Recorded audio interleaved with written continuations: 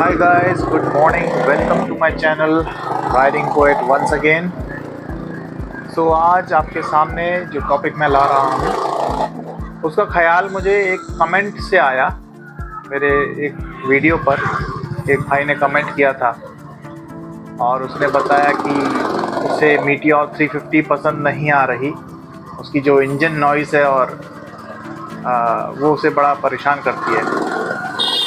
तो ये ख्याल मेरे दिमाग में आया कि ठीक है, उसके प्रोज एंड कॉन्स हैं, लेकिन मैंने क्यों इस बाइक को चूज़ किया और क्या फैक्टर्स थे जिनको मैंने कंसिडर किया। और ये बाइक मैंने लास्ट ईयर ख़रीदी है in the month of June. और इसको चूज़ करने का क्या रीज़न था और कौन कौन सी बाइक्स मैंने टेस्ट राइड करी और किन से मैंने इसको कंपेयर किया, वो सब कुछ आपके साथ आज मैं इस वीडियो में शेयर करने जा रहा हूँ। तो stay tuned and let's begin. तो दोस्तों, पहले मैं आपके साथ शेयर करना चाहता हूँ कि कौन कौन से फैक्टर्स को ध्यान रखते हुए मैंने ये बाइक परचेज़ करी। इसमें 3-4 सेगमेंट्स फैक्टर्स थे। पहला तो मुझे देखना था कि कौन से सेगमेंट ऑफ इंजन मुझे देखना है, मतलब कितने सीसी का, 100 सीसी पे जाना है या 300 सीसी पे के आसपास अप्रोक्सीमेशन में जाना है, या और हायर 600 सीसी की बाइक्स भी आ रही हैं उन पे जाना है। तो पसंद तो मुझे बहुत कुछ आ रहा था। उसमें मीटियोर, सुपर मीटियोर 650 भी बहुत पसंद आ रही थी, लेकिन कुछ और चीज़ें भी ध्यान में रखनी पड़ती हैं, जैसे practicality. For example bobber style की बाइक्स वो प्रैक्टिकल नहीं होती हैं डे टू डे लाइफ में, क्योंकि ज़रूरी नहीं है कि आप सिर्फ राइडिंग के लिए ही ले रहे हैं। हाँ, हो सकता है आपके पास अगर बजट की कोई कमी नहीं है तो आप 2-2 बाइक्स रख सकते हैं, वो एक अलग बात है। लेकिन जैसे किसी को प्रॉपर बजटिंग भी देखनी है, सब कुछ देखना है, तो उस हिसाब से जैसे प्रैक्टिकलिटी में एक 2 सीटर बाइक तो होनी चाहिए कम से कम। दूसरा, आपका लाइफस्टाइल क्या है, मतलब आपकी डे टू डे रनिंग कितनी है। अब 2 ही किलोमीटर चलना है रोज़, 1 ही किलोमीटर चलना है, कभी चलना ही नहीं है बाइक से, या किसी का रोज़ 10-10, 20-20 किलोमीटर की रनिंग है, वो भी ध्यान रखी जाती है। बजट ऑफ कोर्स देखना पड़ता है कि आपकी जो खर्चा पानी है वो उसे ना बिगाड़ दे, है ना। तो इन सारे फैक्टर को, और सबसे इम्पोर्टेंट फैक्टर जो मैं कंसिडर कर रहा था वो था अपना एज फैक्टर। जैसे मैं 30+ हो गया हूँ, और एज के साथ साथ क्या हो जाता है, आपकी कोई पास्ट इंजरी जो आपको तकलीफ़ देने लगती है 30+ आते आते, तो वो सारे फैक्टर्स कंसिडर करने पड़ते हैं। अब मेरे जो एक 2-3 साल पहले मेरे स्पाइन में इंजरी हो गई थी। उस समय तो मेरा हिलना डुलना, बेड से उठना भी बहुत मुश्किल था। बेड से उठना तो दूर, मैं हिल नहीं पा रहा था। तो अब मैं चल फिर रहा हूँ, खुदा का शुक्र है, और बाइक भी चला पा रहा हूँ। लेकिन उसको मुझे ध्यान में रखना है कि वो इंजरी उखड़ ना जाए फिर से, है ना। और दूसरी चीज़ मैं ये भी ध्यान में रख रहा था कि बाइक कम से कम अभी इतना बेशुमार पैसा तो है नहीं, तो बाइक लेंगे तो कम से कम 10-12 साल के लिए तो लेंगे ही, और नहीं तो पूरे 15 साल रखते हैं लोग, और ज़्यादा रखते हैं। आजकल तो 15 साल बाद वो डिसकंटिन्यू कर दी जाती है बाइक, है ना, ट्रैफिक रूल्स के तहत। तो ये सारे फैक्टर्स थे जो मुझे कंसिडर करने थे। तो मैंने इन सारे फैक्टर्स को कंसिडर करते हुए इस बाइक को चुना, और इसके साथ साथ मैंने और कौन कौन सी बाइक्स की टेस्ट राइड करी वो भी मैं आपके साथ शेयर करता हूँ। तो मैंने एक तो जावा 42 की टेस्ट राइड करी थी। बॉबर, जैसे मैंने पहले बताया, प्रैक्टिकल नहीं थी मेरे लिए। तो जावा 42, उसका इंजन बहुत बढ़िया है, स्पीड मतलब पिकअप भयानक तरीके से लेती है, और सही बताऊं तो वो एक एड्रेनालिन रश जो होता है, अच्छा खासा पिकअप दे रही थी, भयानक तरीके से, लेकिन उसका इंजन हीट मेरे को अपने पैर के पास फील हो रहा था, उसके फुट पेग्स की पोजीशनिंग की वजह से। अच्छा, दूसरी चीज़, वो स्पीड, अब मेरी वो लड़कपन वाली एज तो रही नहीं जो खेल खिलवाड़ किया जाए। 1 मिनट गाइस, ज़रा सा पेट्रोल डलवा लूँ, फिर आगे बात करते हैं इस पे।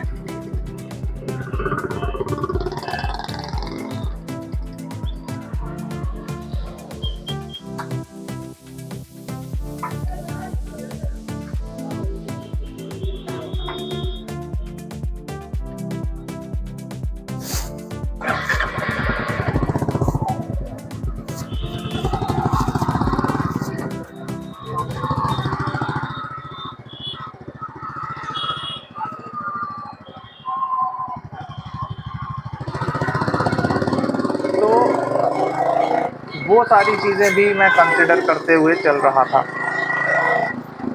अब उसके बाद मैंने मीटियोर 350 की भी टेस्ट राइड ली थी, और जावा का एक पॉइंट ये था कि उसका सर्विसिंग और कस्टमर सर्विस इतना ज़्यादा अभी फैला नहीं है ना। रॉयल एनफील्ड का तो ये है कि वो जगह जगह आपको मिल जाएंगे उसके सर्विस सेंटर्स। और मैं तीसरी एक और बाइक जो देखना चाह रहा था, वो हल्की बाइक, थोड़ा 200 सीसी के आसपास, एवेंजर, क्योंकि उसकी लो राइडिंग सीट होती है और वो क्रूज़र स्टांस में है। तो वो भी मैंने 220 सीसी एवेंजर चला के देखी थी, लेकिन उसमें मुझे उसका सीटिंग पोस्चर में सब कुछ अच्छा था, सब बढ़िया था, लेकिन उसका जो पैर की पोजीशनिंग है फुट पेग्स की, वो इतना आगे थी कि ऐसा फील हो रहा था एज इफ ग्रेविटी के अगेंस्ट मुझे अपने पैर थोड़ी सी मेहनत करके, थोड़ी सी ताकत लगा के संभाले रहने पड़ रहे थे। अगर रिलैक्स रखूँगा तो वो स्लिप होके नीचे आ जाएगा, ऐसा फील हो रहा था। वेरेज 350 में, अरे यार, कीड़ा घुस गया हेलमेट के अंदर, बड़ा डिस्टर्ब कर रहा है। हाँ, कहीं गाड़ी रोकनी पड़ेगी यार, तब कंटिन्यू करूँ इस कहानी को, वरना पता लगा बात में वो कीड़े ने डिस्टर्ब किया और एक्सीडेंट हो गया। साइड में लगाऊँ यहाँ कहीं गाड़ी, फिर कंटिन्यू करता हूँ गाइस, ज़रा बेयर करिएगा विद मी।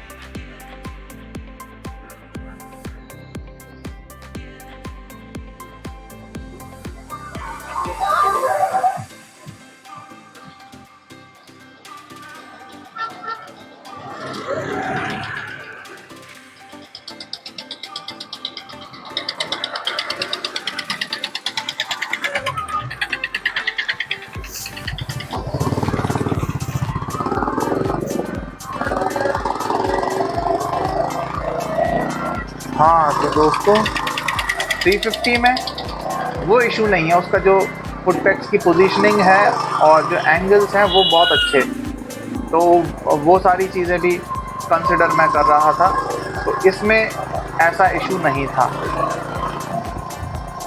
तो इस तरीके से फिर हमने अपनी बाइक ख़रीदी। अब सुनिए मज़ेदार कहानी। जिस दिन बाइक ख़रीदने जा रहे थे तो मैंने फाइनली ये डिसाइड कर लिया था, मतलब मीटियोर ख़रीदने का डिसीजन मैंने एकदम लास्ट मोमेंट पे लिया है। मैंने डिसाइड किया था कि मैं एवेंजर 220 ले लूँगा। बजट में सस्ती बाइक थी और टायर अच्छे से आते भी थे और बढ़िया था।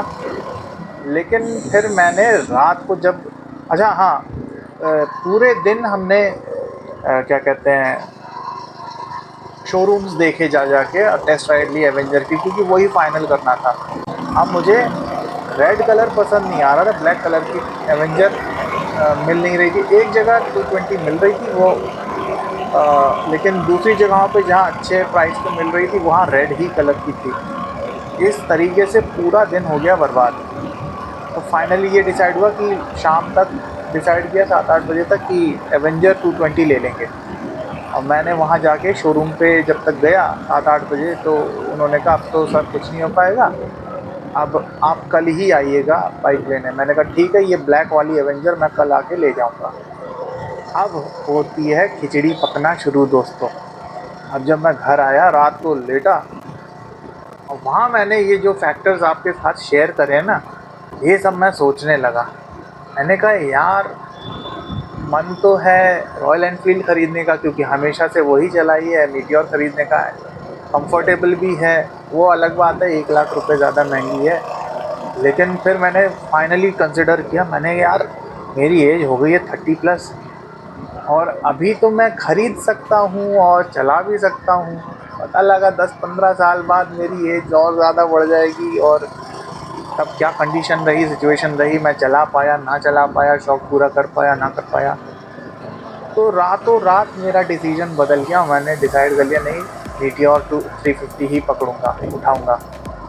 नेक्स्ट डे हम पहुँचे मीटियोर के शोरूम, दूसरे वाले, क्योंकि पहले वाले जहाँ से टेस्ट राइड ली थी वहाँ पता था कि ये ग्लॉसी ब्लैक कलर में मीटियोर नहीं है, फायरबॉल वेरिएंट में।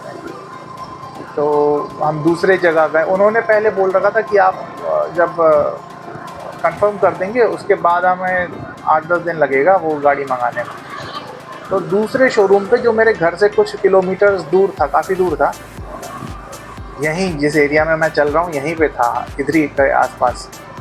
तो यहाँ पे पता लगा कि अवेलेबल है वो ग्लॉसी ब्लैक। तो फिर मैंने कहा ठीक है, आप गाड़ी तैयार करिए और मैं आ रहा हूँ। अब मैं घर पहुँचा। अब इत्तेफाक देखिए, उस दिन मतलब पहले वाले शोरूम पे जहाँ टेस्ट राइड वगैरह ले ली थी, उसको 1-2 हफ्ता बीत चुका था। उसी दिन उस बंदे का फ़ोन आ गया जो मेरे घर के 1 किलोमीटर की दूरी पे है शोरूम। उसका फ़ोन आ गया कि सर आपने कुछ जवाब नहीं दिया। मैंने कहा यार, आपने कहा था कि कंफर्म करने के 8-10 दिन बाद बाइक आएगी, और मुझे तुरंत चाहिए थी, मुझे दूसरी जगह अवेलेबल हो गई है, मैं वहाँ बोल आया हूँ। उन्होंने कहा अरे सर आप तो यहाँ पे रहते हो, यहीं पास में पड़ेगा। उसने मुझे कन्विंस किया, और उसने कहा सर एक चीज़ दिखाऊँगा, आप आइए तो शोरूम पे। तो मैंने कहा यार, मैंने भी सोचा मई जून की गर्मी है और इतनी दूर जाऊँगा तो अब बाइक उठा के लाऊंगा बहुत दूर से, तो और बैंकिंग वगैरह में भी मुसीबत होगी, फालतू में भागा दौड़ी में इतनी गर्मी में। तो मैंने फिर से डिसीजन चेंज किया। फिर मैंने उस दूसरे शोरूम वाले को मना किया फ़ोन करके कि गाड़ी तैयार मत करो, कुछ और प्रॉब्लम आ गई है, ऐसे करके मैंने डाल दिया बहाना। फिर मैं इस वाले पहले वाले शोरूम पे फिर गया, तब जाके इसको मैंने इस तरीके से एवेंजर भी कैंसिल करी मिनटों में, और दूसरे शोरूम पे जहाँ बोला आया था मीटियोर 350 वो भी कैंसिल करी। और फाइनली एक जो पुराना शोरूम था वहीं जाके, जो मेरे घर के पास था, वहीं जाके हमने 350 बुक करी और फिर उसी दिन गाड़ी उठाई। और वहाँ पे उस जो डीलर था, जो लड़का डील कर रहा था, वो कह रहा सर देखिए, जिस दिन आप टेस्ट राइड ले रहे थे उस दिन मैंने हेलमेट पहन के नहीं बैठा और आपको पहना के रखा था, और देखिए चालान आ गया हमारा। तो मैंने कहा चल भाई, तेरा चालान वसूल हो जाएगा, अब मैं तेरे यहाँ से गाड़ी ख़रीद ले रहा हूँ। तो ये कहानी थी हमारी मीटियोर ख़रीदने की। एक रात पहले एवेंजर फाइनल थी और एक रात बाद मीटियोर, और कुछ मिनटों बाद जिस शोरूम में मीटियोर 350 बोल के आया था वो भी कैंसिल होकर दूसरे शोरूम पे जो एकदम घर के नेबरहुड में था वहीं फाइनल किया। तो फाइनली शाम तक गाड़ी हमारे घर आ गई, और ये थी हमारी कहानी राइडिंग पोएट की ज़ुबानी।